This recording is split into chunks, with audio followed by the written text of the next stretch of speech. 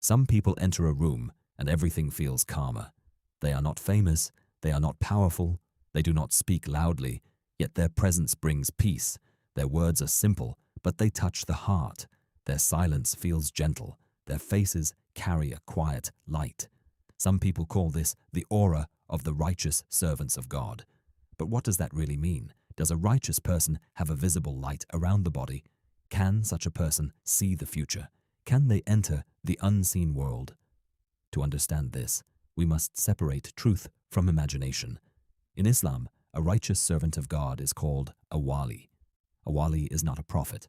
A wali is not perfect. A wali does not control destiny.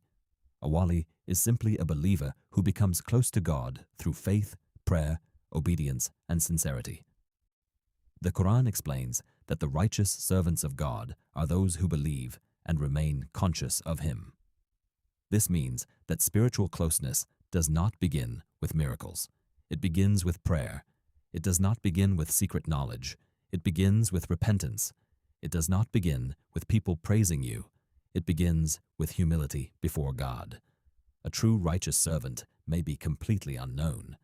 It could be a poor worker who never cheats. It could be a mother who prays for her children every night. It could be a young person who fights temptation in secret. It could be someone who helps the poor without telling anyone. Their spiritual value is not based on fame. It is based on what exists between them and God. So, what is their aura? The word aura is often used to describe colored energy around the body. But there is no need to believe such claims without clear evidence. The aura of a righteous person can simply mean the effect of a clean heart. A peaceful person makes others feel peaceful. An honest person makes others feel safe. A merciful person makes people feel protected. A person who remembers God does not fill every conversation with hatred, gossip, pride, and complaint. This calm presence is not necessarily magic. It is often the result of character. Years of prayer can soften the voice. Years of repentance can remove arrogance. Years of patience can change the way a person reacts. Years of remembering God can create peace inside the heart. And what lives inside the heart often appears in the face, the words, and the behavior. But do righteous people know the unseen? The answer is clear. Complete knowledge of the unseen belongs to God alone. No saint, teacher, scholar, or spiritual leader knows the future with certainty. No human being knows exactly when another person will die. No human being knows every secret inside another heart. A righteous person may have strong intuition. They may understand people well. They may notice details that others miss. They may sometimes predict something correctly. But intuition is not revelation. A feeling is not always a divine message. A dream is not a new religious law. And a correct prediction does not mean someone knows the unseen. Sometimes God may allow an extraordinary event to happen to a sincere believer. This is called a karamah. But a karamah comes only from God. It is not a personal power. A true spiritual gift makes a person more humble. It does not make them arrogant. A sincere believer does not perform miracles to attract followers. They do not sell secret knowledge. They do not demand money to reveal the future. They do not say that people must depend on them for protection or salvation. A true guide leads people toward God. A false guide leads people toward himself. A true guide says, "Return to God." A false guide says, "You cannot succeed without me." A true guide gives freedom. A false guide creates fear. We must also remember that not every strange event is a miracle. Some people are skilled at reading facial expressions. Some collect information before meeting someone. Some use general statements that sound personal. They may say, "You carry hidden sadness."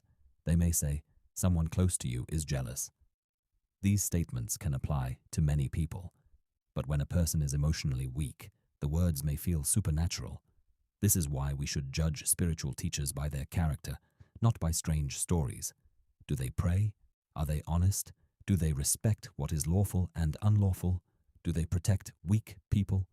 Do they admit their mistakes? Do they love praise, money, and control? The greatest miracle is not flying through the air. The greatest miracle is remaining honest when cheating is easy. It is forgiving when revenge is possible. It is protecting your heart in a world filled with hatred. It is returning to prayer when sadness makes you feel weak. It is staying close to God when you cannot understand what is happening. The unseen world contains angels, the soul, destiny, the life after death, and many other realities. But the unseen is not a place for dangerous curiosity. We believe in what God has revealed. We do not try to control what God has hidden. Sometimes hiding the future is a mercy. Imagine knowing every pain before it happens. Imagine knowing every negative thought people have about you. Your heart may not be able to carry it. God shows you enough to continue walking. He hides enough to teach you trust. And perhaps the greatest hidden world is not outside you. Perhaps it is inside your own heart. Your intention is hidden. Your fear is hidden. Your jealousy is hidden. Your secret tears are hidden. Your struggle against sin is hidden. Your private prayers are hidden. This is where your real spiritual journey begins. Do not spend your life searching for mysterious powers. Search for a clean heart. Do not chase miracles that impress people. Ask God for righteousness that pleases Him. The righteous servant does not control the unseen world. They simply trust the one who controls it. They do not know what tomorrow will bring, but they know who holds tomorrow. And the greatest miracle is not seeing the unseen.